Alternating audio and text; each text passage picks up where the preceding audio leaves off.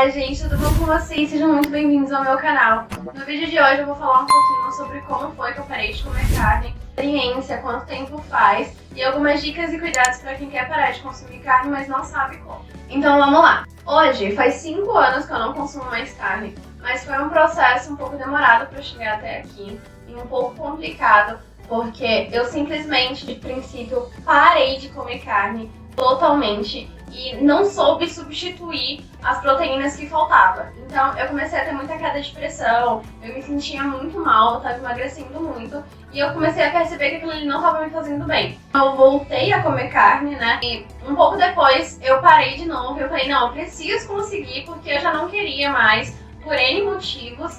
Então eu falei, não, vamos tentar de novo. E eu comecei a pesquisar um pouquinho mais sobre como eu fazia a substituição, legumes, verdura, que eu conseguia repor essas proteínas que estavam faltando por conta da carne. Mas eu sempre, desde pequenininha, eu nunca fui acostumada a comer muito legumes, era sempre carne. Então eu não tinha essa diversidade, sabe, de legumes, verdura no meu prato.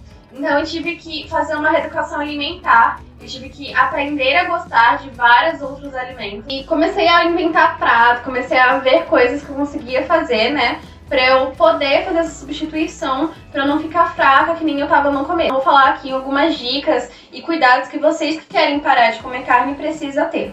Então vamos lá, que a gente precisa fazer a substituição. Porque falta sim muita proteína. A carne, ela é uma fonte de proteína gigantesca no nosso prato. Então quando a gente para de comer ela, a gente precisa repor tudo isso de uma forma grande. Porque a gente perde muito isso quando a gente deixa de comê-la. A segunda dica, e não menos importante, óbvio, é você ter foco no que você quer. Porque quando a gente para de comer, mas a gente não tá tão focado assim em parar, em fazer isso, a gente acaba dando aquela desleixada e você acaba nem fazendo mais. Então, se você quer mesmo, tenha bastante foco nisso. A terceira dica é fazer uma reeducação alimentar. Por quê? É muito difícil, a gente é acostumado desde pequeno a comer carne e fazer pratos que sempre contenham carne. Então, pra quem quer parar de comer, a gente precisa fazer essa reeducação alimentar. A quarta dica é fazer receitinha. Às vezes a gente fica muito limitado num prato só que a gente viu e acaba que enjoa e aí a gente fica sem ideia do que fazer.